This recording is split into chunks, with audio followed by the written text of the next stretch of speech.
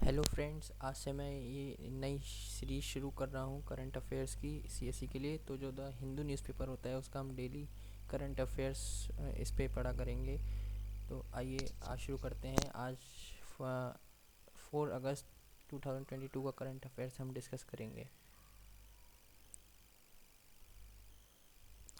Friends, ये आज की फ्रंट पेज की न्यूज़ है। SC calls for a panel to look into the freebies issue. So हम लोग सब लोगों को पता है कि आजकल फ्रीबीज़ इशू बहुत चल रहे हैं। जब भी इलेक्शन होता है तो पॉलिटिकल पार्टीज़ वोट बैंक बढ़ाने के लिए फ्रीबीज़ का ऐलान कर देते हैं। जैसे कि फार्मर्स के लिए लोन हम माफ़ कर देंगे या फिर हम इलेक्ट्रिसिटी फ्री कर देंगे। तो वो सब ठीक है, उसके लिए सही है, जनता को उसका मतलब फाइनेंशियली उसको थोड़ा बर्डन कम होता है जनता का। लेकिन कहीं ना कहीं वो देश के लिए सही नहीं है। फाइनेंशियल जो एक तरीके से कहते हैं एक्सचेकर, वो काफ़ी बर्डन पड़ता है। तो इसके लिए सुप्रीम कोर्ट ने पैनल बैठाई है कि उस पर अब वो देखेंगे कि आगे क्या करना चाहिए इसके बारे में। नेक्स्ट न्यूज़ है union government rolls back data protection bill.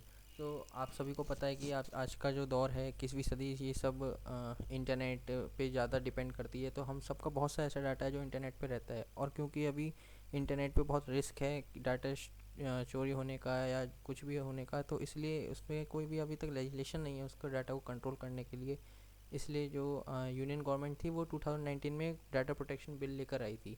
लेकिन अब उसको वापस कर लिया है, और वो ये कहा जा रहा है कि मानसून सेशन में दोबारा से एक नया बिल आएगा। तो फिलहाल जब वो बिल आएगा, क्या बिल रहेगा उसको फिर देखेंगे। फिलहाल की तो यही न्यूज़ है कि रोल बैक हो गया है data protection bill. Next news है Lok Sabha passes bill to set up Gati Shakti university.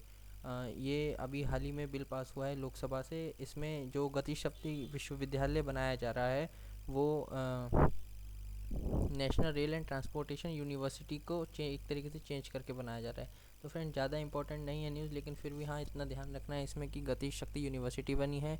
ये एक सेंट्रल यूनिवर्सिटी है, और ये न्यू नेशनल एजुकेशन पॉलिसी 2020 के बाद पहली सेंट्रल यूनिवर्सिटी है जो कि बनाई गई है। Conviction rate in UAPA cases discussed in Rajya Sabha.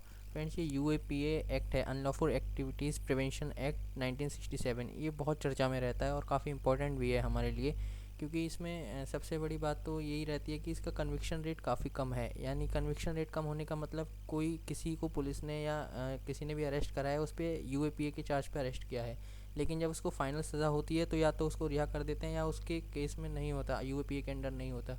तो ऐसा इसमें जैसे बताया जा रहा है कि 2018, 19 और 20 में 4690 पीपल अरेस्ट हुए under UAPA and only 149 people convicted. तो अगर आप इसका कन्विक्शन रेट देखें तो ये जस्ट अराउंड 3.1 समथिंग परसेंट है, जो कि काफ़ी कम है। और ये चर्चा का विषय भी रहता है क्योंकि यूएपीए में जो डेफिनेशन है टेररिज्म की वो काफ़ी वेग है, उसको उस पर क्लैरिटी नहीं है ज़्यादा। और फिर उसमें बेल का प्रोविज़न आता है, उस पर भी क्लियर नहीं है कि बेल कैसे मिले, और कई बार लोगों को फंसा दिया जाता है इस चक्कर में। तो इस चर्चा का विषय रहता है। China steps up pressure on Taiwan. ये फ्रेंड्स आप लोगों को पता होना चाहिए कि ताइवान इस समय जो है चाइना और यूएस के बीच में टेंशन चल रहा है ताइवान को लेके। जो नैन्सी पेलोसी हैं, ये नैन्सी पेलोसी जो हैं, जैसे हमारे यहाँ स्पीकर ऑफ लोकसभा होते हैं, वहाँ पे वो स्पीकर हैं हाउस ऑफ रिप्रेजेंटेटिव की। तो वो ताइवान विज़िट करी है। तो चाइना का प्रेशराइज़ कर रहा है यूएस को कि वहाँ पे उनकी जो विज़िट है कैंसिल करी जाए। लेकिन फ़िलहाल तो जो न्यूज़ ये है कि वो विज़िट कल हुई है अच्छे तरीके से।